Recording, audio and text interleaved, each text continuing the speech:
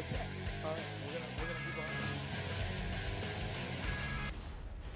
Good evening, and welcome into the most informational and statistically accurate sports show on planet Earth. I'm your official host, Ryan Swantkowski, and we have a great final first semester show for you this evening. Before meeting our contestants, I want to share with you that today's show is brought to you by Cap Metro, Austin's transit system. We connect you to work, school, play, and everywhere else in between. Plan your ride to this weekend's game at capmetro.org. All right, here we go. Let's go ahead now and meet the players of tonight's contest. Introducing first the College Crossfire Week 11 winner before the break, and a man who seems to be on the show almost every week, Gabriel Silva. Gabriel, welcome back. Thank you for having me back. I am the reigning champion. I'm ready to go today, against some good opponents. It's going to be a very funny show. I already know it, and I'm ready to get after it. Awesome, man. Welcome back. Loving the hat per usual. Introducing second, the man known across UT's campus as the best mic and teleprompter operator in the country, Joseph Duffy. Joseph, welcome back. Man, I'm glad to be back here in Crossfire. It's been a while, probably like a month or so, but I'm glad to be here and talk some ball with the fellas. There we go, man. really glad to have you back, Joe. Always a pleasure. Introducing third, a silent killer in the arena. That's all I wrote for you. Ike Kohler. Ike, welcome back. Hey, silent killer in the arena. I like it. Yeah. No, that's cool. No, in all seriousness, just glad to be back. Talk some ball with the fellas. Oh, a little mockery already early in the show. Well, welcome back, guys. I'm glad you're all here tonight for the final episode of this semester. Before we get started, though, let's go over the rules of the game, just in case you have never tuned in. There will be 3 rounds, with each round containing 3 questions, and points will be given to who I believe has the best answer in order of 3 points, 2 points, and 1 point. Whoever has the most points at the end of the third round wins and gets to come back for next week's show, which will be next month. But we can't forget that the third and final round, or the rapid fire round, is worth double the points. That meaning the best answer will receive 6 points, and so on. New to the game as well this week, in case there is a tied score at the end of the final round, I do have a quick bonus question to see who is crowned champion. Also in this rapid fire round, the contestants have not been able to see or prepare for these questions whatsoever, meaning they will have to improvise, overcome, and I'm sure you guys know what I'm about to say next. Just don't get caught in the crossfire. Now that the game is explained, let's get to firing. Texas football on Friday, after Thanksgiving, defeated Texas Tech by a final score of, 57-7. As it's very apparent that the Big 12 does not run through Lubbock, why did Texas win by so much and just dominate throughout the game like they did? Gabriel, we're going to start with you and share one. There was a couple of things that were really big. I think the defense was the big part. They were very suffocating against this Texas Tech offense. They held them to less than 200 yards. They forced 3 turnovers. And, the holding them to only 7 points, and then the offense turning around, and I believe they scored in 9 out of 13 drives. And it just all piled up to a huge win against Texas Tech. Yeah, like you said, defense obviously was very suffocating. 9 out of 13 drives getting points is pretty crazy. I like that answer a lot. Great way to start the show. Joe? I'm going to kind of piggyback off that, but it's going to be the defense again. And mainly because your offense is on the field scoring so much because they get off the field. We look back to last season how this team struggled on the third and fourth down. On third down conversions, on Saturday, they were 3 for 13 converting. So, again, this team was number 1 in the nation in third down conversion percentage on defense. Once again, showed how great they were. 7 points given up, 3 turnovers, 1 pick six returned by Jet Bush off a foot. How crazy was that? But, again, you score so much and your offense is on the field so much because your defense gets off the field quickly and efficiently. It's because of the defense. Yeah, I like that. Third down efficiency for sure, and defense going on the field for like 2 minutes maybe, and then getting right back off. Absolutely. Hit it on the head. All right, wrap us up, Ike. So, Texas really dominated in all 3 phases of the game. They rushed for over 300 yards. Jaden Blue had over 100. Trey Wisner even scored. On the defensive side, they held Taj Brooks, who was a first-team Big 12 running back. They held him to under 100 yards. And what Texas was able to do this game that they haven't been able to do in the past against Kansas State and Houston was they put their foot down. And it was the special teams, the third phase of the game. Keelan Ramos' 95-yard touchdown return. Bert Auburn had 5 field goals, which I think is a record. And, Texas put their foot down. They ran away with it. And after that kickoff return, DKR Stadium, it was both beautiful and the most ruckus night game I'd ever been to at DKR, and I think everyone would agree. And it was a culmination of Sark turning this program around and where he has his team at today. Really like that answer, Ike. I liked how you brought in all three phases of the game because all three phases of the game scored: defense, special teams, offense. Pretty crazy to see. I like that you say finally put the foot down. UT has not been blowing teams out. They finally did that. So really like that. Piggybacking off that, Ike, I'm going to give you the three there. All three phases of the game was the answer I was looking for. Complete domination from start to finish in every single phase. With the two, I'm going to give it to Joe. Like you brought down the third down conversions, 3 for 13. Very impactful. And with the one, I'm going to give it to Graybill. Like the explanation. A little bit better from the other two. A little smirk by Joe. Here we go. We're in the show, ladies and gentlemen. Here we go. Sticking here with Texas football. The Horns now travel up to Arlington, not Dallas, to take on the Oklahoma State Cowboys in the Big 12 championship game. For this game, what is your prediction, and who will be the biggest impact player? That can be on either side, either team. Joe, we will go with you to start. Yeah, again, it's going to be a defensive showstopper. T'Vondre Sweat, who has been so amazing for this defense all season long, racking up DPOY honors, also first-team all-defense honors in the Big 12. I don't think it'll be close really in this game. I think they'll let them hang around the first half a little bit, but they'll start to pull away in the third and fourth quarter. The strength of this Oklahoma offense is the rush attack of Ollie Gordon, and we've seen how this rush defense for Texas has held good running backs at bay. We saw it coming into Kansas. They held the Kansas rushing attack, who was scorching at the time, at bay. We also saw this team hold off BYU's rush attack that was doing so well at the time. So 85 rush yards on average given up per game, by far number one for rush defense in the Big 12. I think that's going to be because of T'Vondre Sweat and Byron Murphy up the middle. Yeah, absolutely. You brought in Ollie Gordon for Oklahoma State. Seems to be almost their entire offense, per se. They have a little bit of a passing game, but it runs through Ollie Gordon on the ground. Like you said, defensive, Big 12 Defensive Player of the Year, T'Vondre Sweat, Byron Murphy as well. Run game is going to be huge. I like that answer a lot. Ike, let's hear it. Yeah, so for my prediction, I think Oklahoma State's going to try to hold the possession as long as they can and try to rely on Ollie Gordon. But yeah, I think T'Vondre Sweat, Byron Murphy on the interior, they're going to do their best to contain Ollie Gordon like they have or contain the running back like they have all season. But, you know, I think the key players of the game are going to be the cornerbacks on the edge, and Ryan Watts and Jahdae Barron. Oklahoma State is a 6-year quarterback, Matthew Bowen, who, by the way, Oklahoma State has had history of beating us with older quarterbacks, but he has over 80 QBR rating, throwing the deep ball. That's his best ball that he throws. So I think Texas will contain the run, force Oklahoma State to pass the ball, and as long as Texas doesn't give up any big plays over the top, any deep balls, I think Texas wins this one handily. It may be close at the beginning. I'm going to go ballpark 35-14. Wow, 35-14, okay. A little ambitious there, I like it, but like you brought in the run defense, but also Jahdae and Ryan Watts to the outside will be big against a guy that does like to throw deep, like you said, and I believe their best receiver is Pressler? I think it's Pressler. Has over 700 yards this year. He's a good receiver, so I like that a lot. All right, Graybill, round us off. The Big 12 championship game, I think, is going to be a blowout. I think Texas is going to win this game 49-14. Wow. This is a statement game for the Horns. You saw how it was last week against Texas Tech when they blew them out 57-7. You know, a lot of factors. You know, Ohio State got in a couple years back by blowing out their conference opponent and getting into the playoff. Maybe that's what Texas needs. I think the biggest key for the game is going to be, just like Joe said, if they could stop Ollie Gordon. But I think the key for the game is Ollie Gordon himself. Okay, not necessarily the defensive line. I think if Ollie Gordon, if he's stopped, it's over for Oklahoma State. If he, goes for 20 carries, 200 yards. Oklahoma State might have a chance going into the fourth quarter, fourth quarter. So I think Ollie Gordon, which end of the coin are we going to get from him, and we'll see how the game goes. Fair enough. Ollie Gordon liked that pick a lot on both sides. Stopping him, and for Oklahoma State, can they utilize him to his full capability against that great D-line? Really like that. And, bold prediction there on the score, 49-14. Okay. Quite the prediction there. Great answers by everybody. With the three, I'm going to give it to Joe.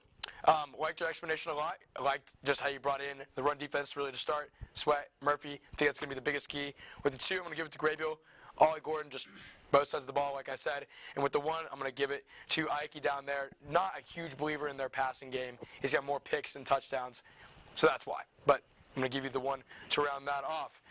All right, moving into the final question of this block, and looking at the college football landscape as a whole, the playoff situations have been and still are quite wild. There are several teams that have a strong chance of still getting in, including Texas, but may need a little bit of help. In your opinion, it's a big three-part question here. Who will be the 4 teams in?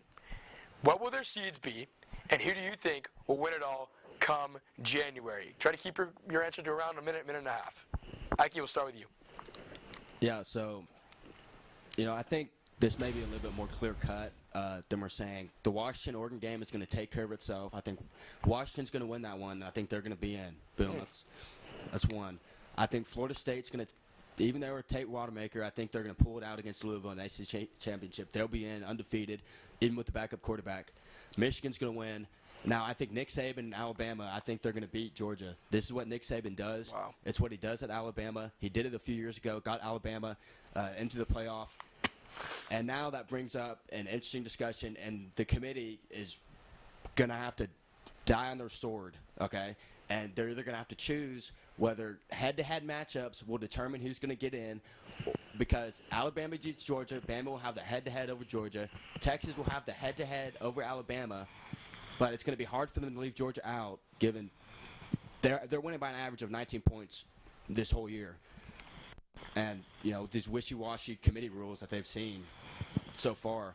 But as far as the seeds, Michigan's going to be the 1. I think Washington, with their win over Oregon, is the 2. Florida State's going to move up to the 3. And I think Texas sneaks in with a 4, just with the head-to-head. Wow. So I think Texas gets in, and I'm sticking with the Longhorns. I think the Longhorns are going to pull it out. They match up really well against Michigan, I think, with their run defense. Tavondre Sweat, Byron Murphy, 26% third down conversion rate allowed. And, I think Texas could really go all the way. They match up the best against all 4 teams, even though they may not be favored. They have a shot in any ball game they played. So I'm going with the Longhorns. Wow, okay. I love that answer. Just to recap, Ike has Michigan with the 1 seed, Washington with the 2 seed, Florida State with the 3 seed, Texas with the 4 seed, and Texas to win it all. Okay. Ambitious. I like it. This is what we do on this show. All right, Graby, let's hear it. Well, this year there hasn't been a lot of upsets, and honestly, as much as I want it, I don't think there's going to be much change. I think Georgia is going to squeak by Alabama. Michigan's going to blow the doors off of Iowa this weekend. Honestly, I don't know who will win the Pac-12. It'll be a really good game, that Friday night game. Whoever wins that game is obviously going to get in. And as much as Louisville probably has a chance to upset Florida State, I just don't see it happening, And this is the worst part about the playoff is you can't leave out the undefeated Florida State team. So we're going to have Georgia, Michigan, the Pac-12 winner. Call it. I'll just say Washington. Okay? I'll just say Washington. 4 undefeated teams are going to get in, and unfortunately, it's not going to be the best matchup. We're going to see Texas in a outside bowl looking in. They're probably going to take care of that opponent, and for the next decade, we're going to be talking about, well, what if this team was in? You know what I mean? So I think that's the 4. I think Georgia's going to end up winning it all because all those other teams, they're going to struggle against Georgia in the playoff, but. I'm really hoping for the Longhorns to get in. I do believe, like Ike said, if the Longhorns get in, they can win it all. They do match up the best against anybody else, but we'll just have to see how it goes this weekend. Fair enough. So Grabio's keeping it how it is right now. Georgia, Michigan, Washington, FSU, and he's got Georgia probably at the moment the favorite to win it. I'm sure they are. To win it all. All right, I like it. Joe, let's hear it. I want to be optimistic, but seeing how they don't trust us right now, how they don't trust Texas as a program right now, I'm not hopeful this team can sneak in there to the playoff. But as far as seeding, I'll go with Georgia number 1. I think they'll squeak by Alabama, like Grabiel just said. And then number 2, I'll have Michigan winning handily. It will not even be close. This game will be over by probably midway through the second quarter. I know Iowa's defense is pretty stout, but this Michigan offense is just too much to handle. And I think they'll get by Iowa handling the Big Ten Championship at number 2. Number 3, this is the toughest one here. Washington, Oregon. Oregon very lucky to be outside looking at number 5 seed, but I think Washington wins the Pac-12 championship, has their first undefeated season in school history. Number 3, and here's the problem. Florida State, Louisville, ACC championship. It would be a travesty to have an undefeated conference title winning, ACC winning, of course, team in the Power 5 not make the playoff. Yep. That's never happened. So I think that Rodemaker can still get this team past Louisville. I think they win possibly by like a few points. And like Grabiel said, I'll have the same thing going in the top 4 seeds. It'll be Georgia, Michigan, and then Washington and Florida State, top 4. And who's your winner? National championship? Probably Georgia. Georgia. So you're same exact thing as Graybill. Three-peat, Same yeah. ranking, same champion. Well, that makes my job easy. Not. No, great analysis, though. I like how you broke that down a lot. Let me assign points here real quick. Okay. There we go. They have been assigned. Great answers across the board. Very tough to give out points here, but this question had to be asked because it's the biggest topic in sports for an entire week. So with the 3, I'm just going to give it to Graybill. I like because he went first before Joe, and I think that your explanations were good, and I think Georgia probably has the best shot, best realistic opportunity for these teams, I believe. With the 2, I'm going to have to give it to Joe. I like the Texas call. Trust me, I love the Texas call. But I think Graybill and Joe's answers are a little bit probably more realistic or accurate, at least in my opinion. And with the 1, I'm going to give it to you, Ike, down there at the end. That'll wrap things up for tonight's first round. Don't go anywhere. College Crossfire. We'll be right back.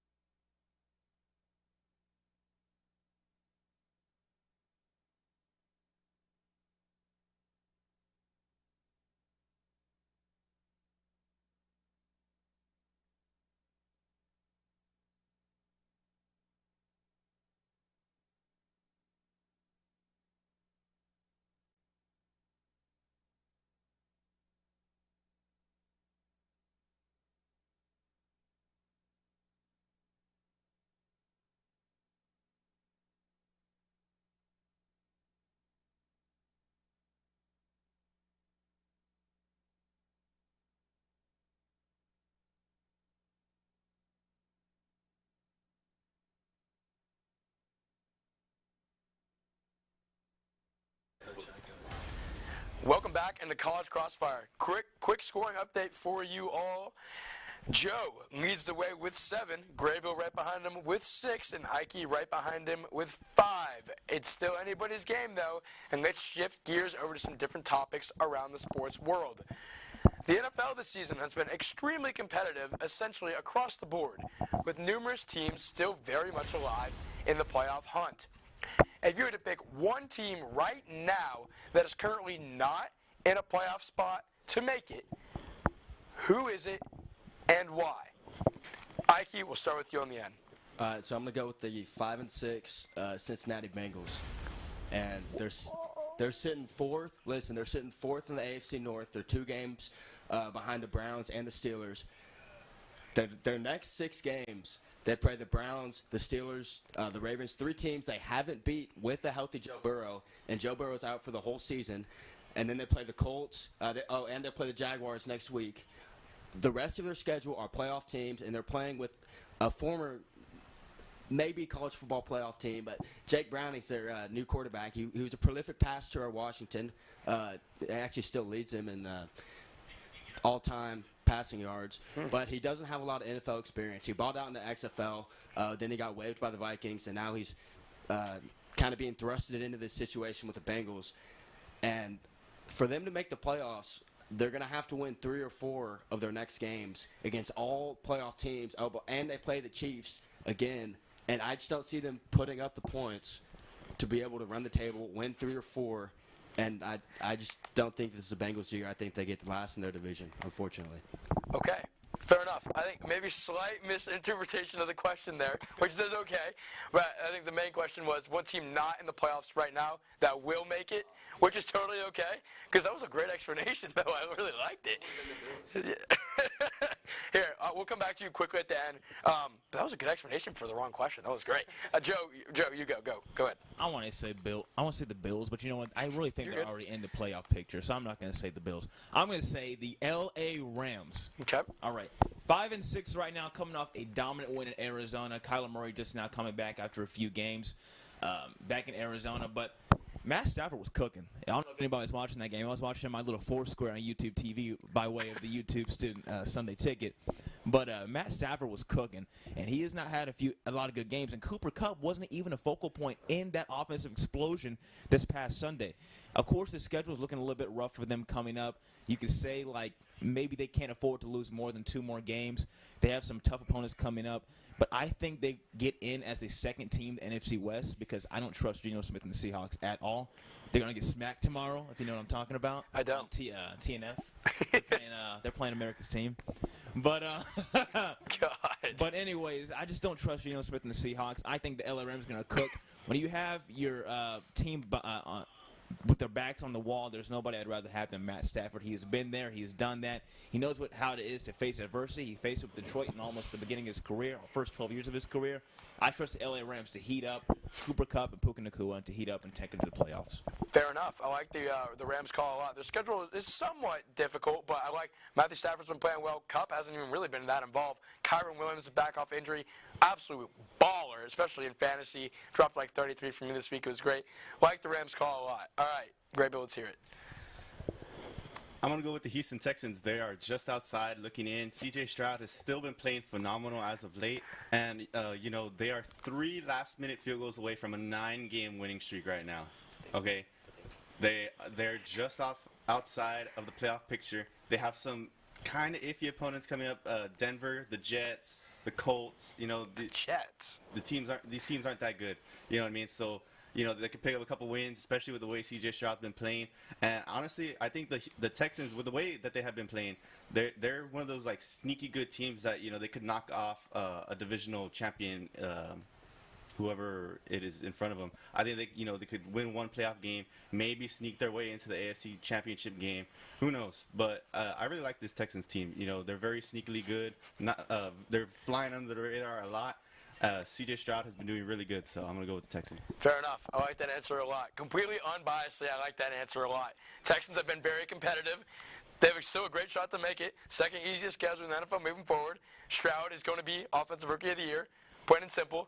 Took the Jags to 3 points and could have taken it to overtime. Competitive team. Like that answer. We'll give it back to you real quick over there, Ike. Let's hear it. I'll keep it short, but yeah, I'm gonna go with the Buffalo Bills. Okay. Only because they're sitting at, I think they're at 5-6 right now, but mainly because Josh Allen, this dude's a winner. This dude knows how to compete. We saw it a couple years ago in that Chiefs game where he didn't touch the ball in overtime. We saw it last week in the game where it was raining. They ended up losing by a field goal, and they're in a tough spot. They're in the gauntlet of their schedule, but I'm gonna go with the Buffalo Bills. This team knows how to win. Josh Allen, I think they'll sneak in. Fair enough. I like the Bills call at the end there. Good explanation. Good explanation. I like that. Great teams across the board, guys. Really, really good picks. All 3 AFC, I believe. Nope, sorry, 1 NFC. Never mind. And America's team, really, you had to bring that into it right now? Oh, look at that. He has to bring it into it. With the 3, I'm going to give it to Joe and the Rams. I liked your explanation a lot. And I do think the Rams can sneak in, especially if they get Cooper Kupp more involved like he should be. Get Matthew Stafford more settled in. Injured a little bit earlier in the season. Let's see how they progress. The 2, got to give it to Graybill. Texans are streaky. Texans are competitive finally again. They're fun to watch. C.J. Stroud been absolutely balling. Tank Dell got a lot of weapons with an easy schedule. I can see it happening. With the 1, I'm going to give it to Ike. The Bills, to me, they might make it. Don't get me wrong. But Josh Allen, whenever he plays well, the defense doesn't. Whenever the defense plays well, Josh Allen really doesn't. So they've never been on the right page. So that's why I'm going to give you the 1 down there. Okay, moving over to the NBA. The typical stars have been showing out so far this season, such as Luka Doncic, Nikola Jokic, and others. If you were to pick your MVP right now for this season, who is it and why? Joe, we're going to start with you in the middle. I want to be biased, but I'm going to stick with Nikola Jokic. I Okay. think he gets another MVP to his career.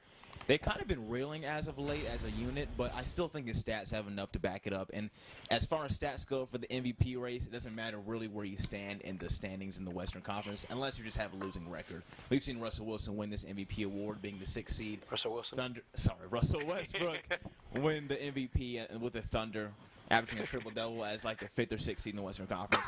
As long as the Nuggets are somehow top 3 in the Western Conference, Jokic will be right there in the thick of the MVP race. He's averaging 27, I believe 13 and 8 as it stands right now. That's insane for a center.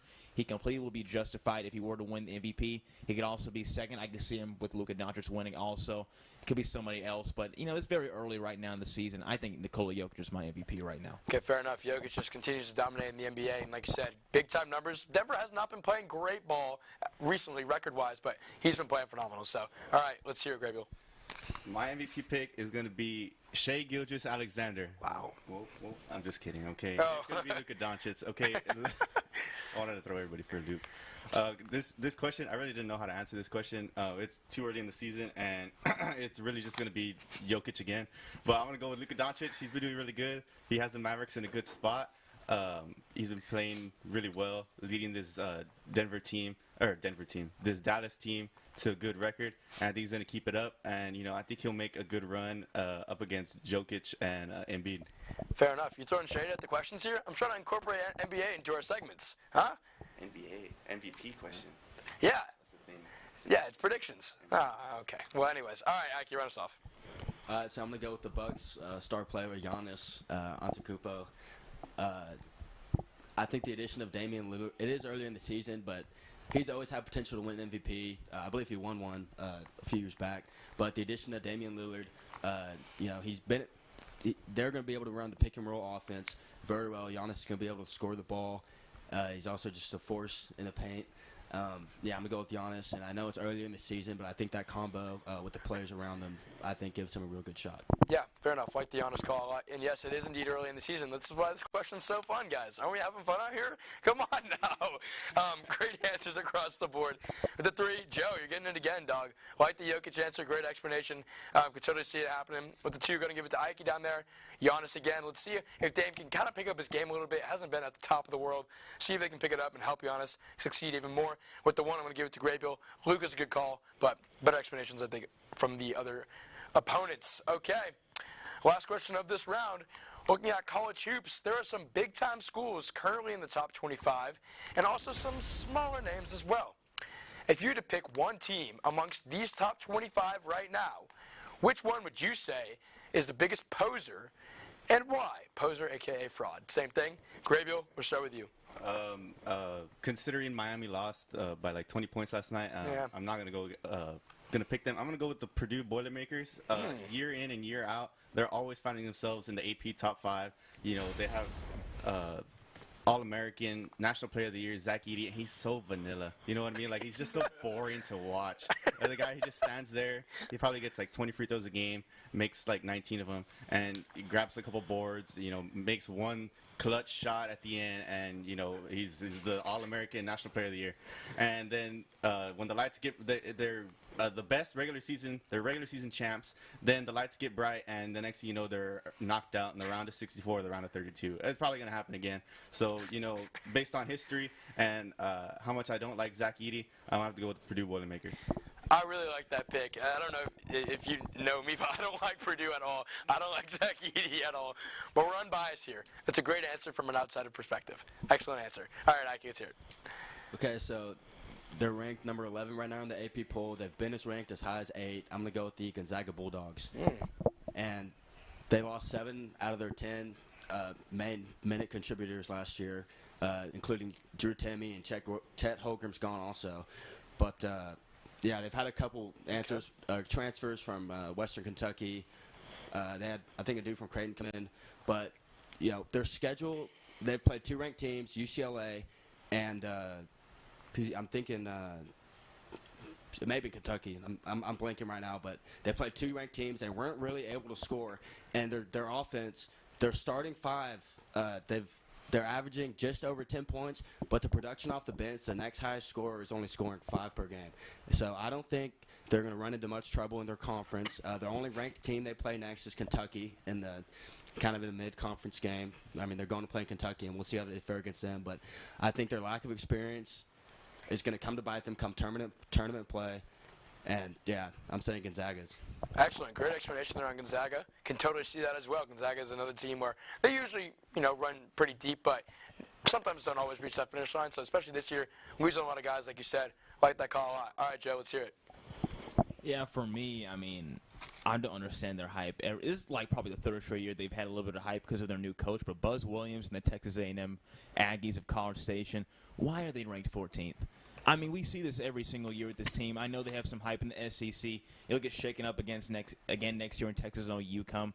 But A&M, as it stands, they've been skating by with unranked opponents by single digits, whether it be Oral Roberts in Oklahoma, whether it be Ohio State, unranked. But their first ranked team they faced was FAU, and they lost by, I believe, 7 digits. And then they they get upset just a few days ago. Now they're 6-2. They're going to drop, but I just don't understand why this team is in the top 15. So the preseason polls, they can be tricky. It's very hard to gauge a college basketball roster this early. I think they're the biggest poster as it stands. I don't think they'll even be top 3 in the SEC. Wow. Okay, good call. Great answers across the board. Great explanation there for A&M. Completely agree with you. So you got A&M, Gonzaga, Purdue. Really great answers across the board, guys. You're making my job hard over here. With the 3, I'm going to give it to Graybill. I agree with you. Purdue in the regular season seems to be the champion. Goes into the tournament and does absolutely nothing. So I like that call a lot. Edie, I like the vanilla take on Edie, by the way. That was good.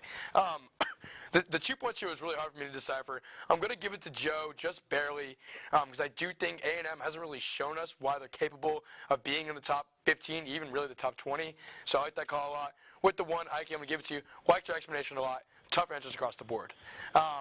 So great answers all around by our contestants. Adding up the scores when we come back, we've got rapid fire. Stay with us. You won't want to miss it.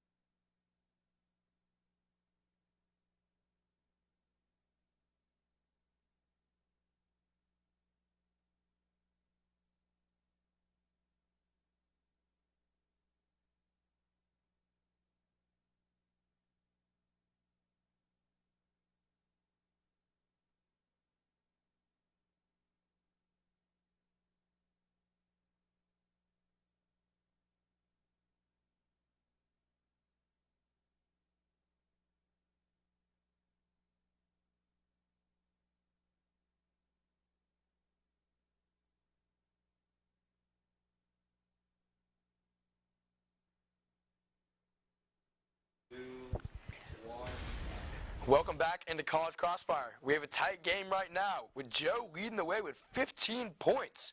Graybill right behind him with 12, and Ike behind him with 9.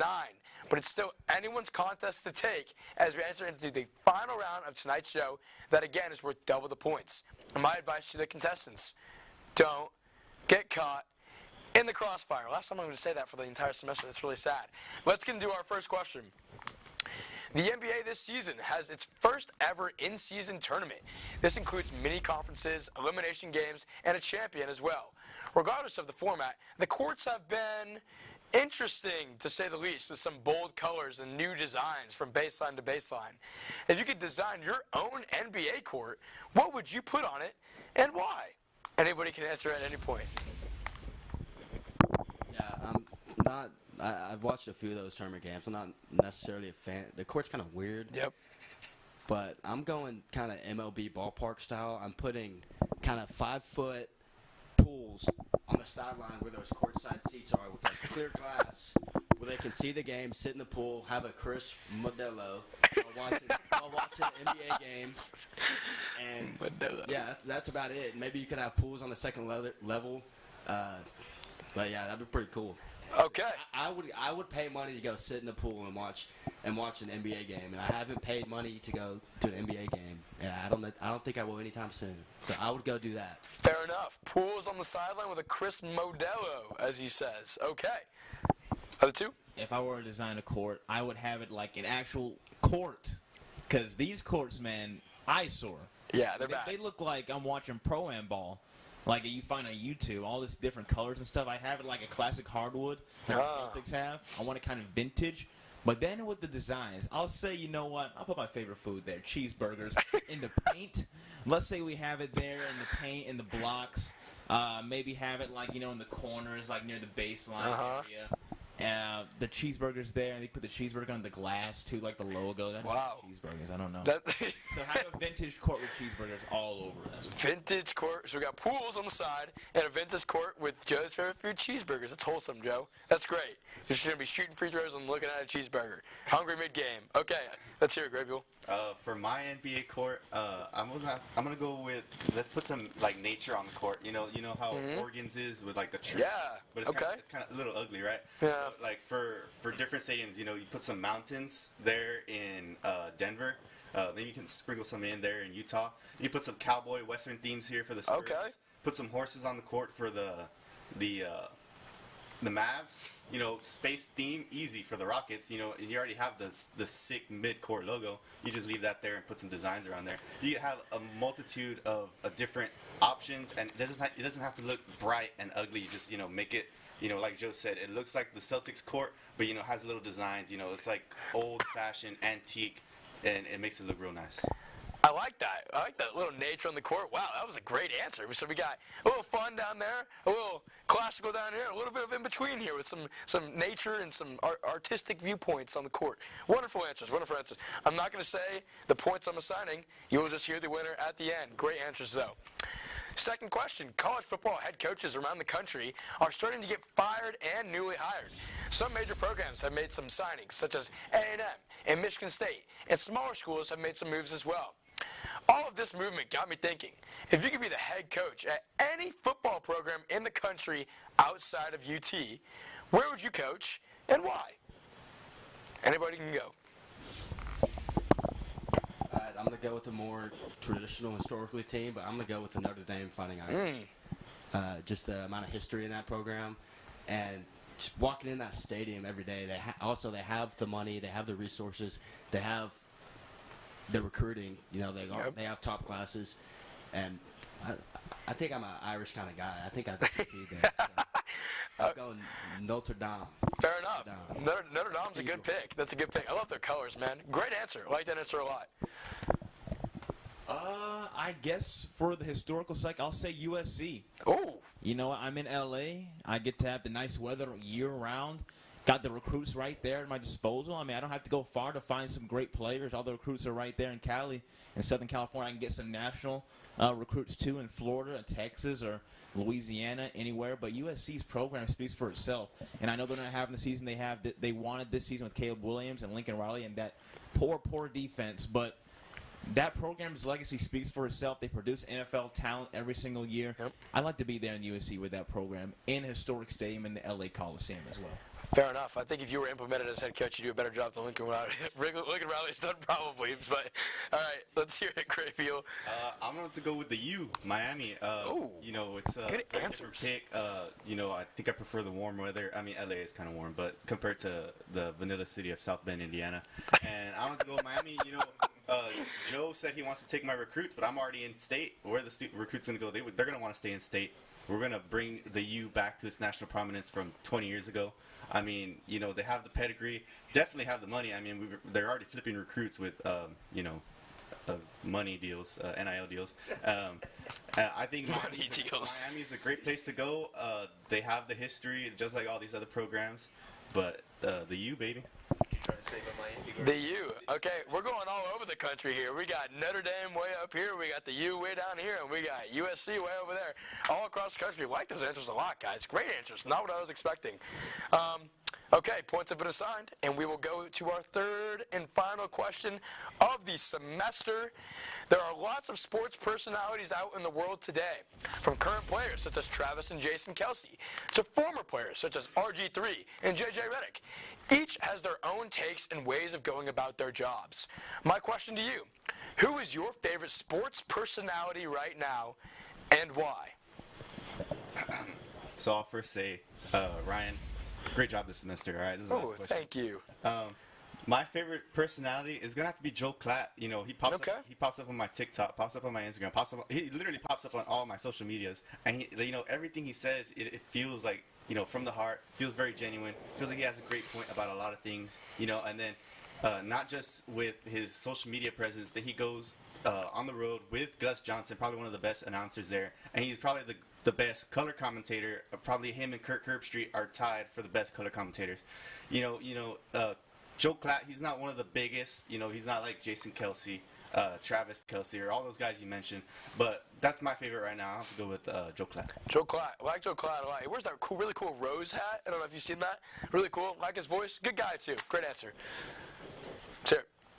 Yeah, so I'm like, anyone who's ever heard of College Game Day, they all know about the headgear.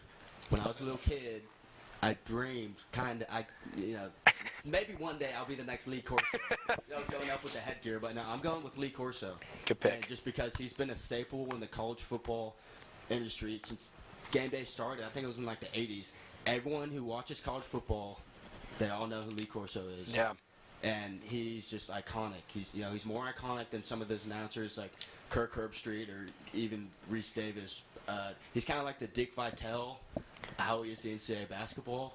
That's how he is to NCAA football. Absolutely. So I'm going to go Lee Corso. Wow, great pick there. Great explanation as well, Ike. Okay. All right, Ike. All right, Joe, let's hear it, man. I'm going to go with Shannon Sharp. Okay, And fair. there's something about sports personalities that were good at the sport that can also offer good insight into the game, but also be humorous. I love that all the time watching his shows, whether it be with Chad Ochocinco, whether it be on the former Undisputed with Skip Bayless, or now when he shows up in First Take every now and then.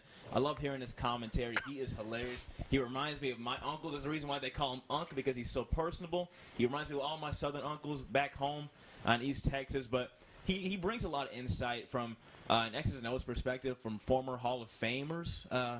That he brings onto the shows that he's on, whether he interviews them or not.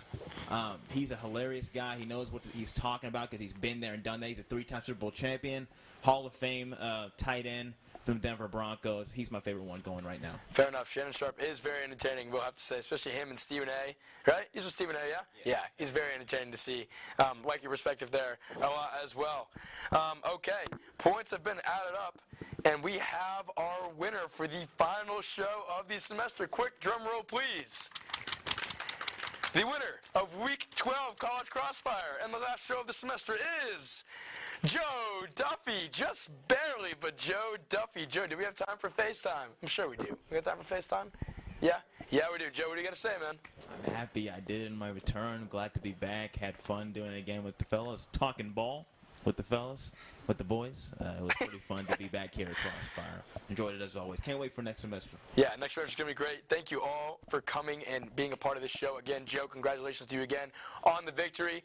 That will wrap things up for us here at TSTV tonight.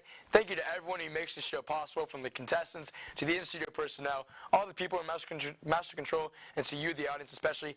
I'm your host, Ryan Swantkowski, and we will see you guys next semester.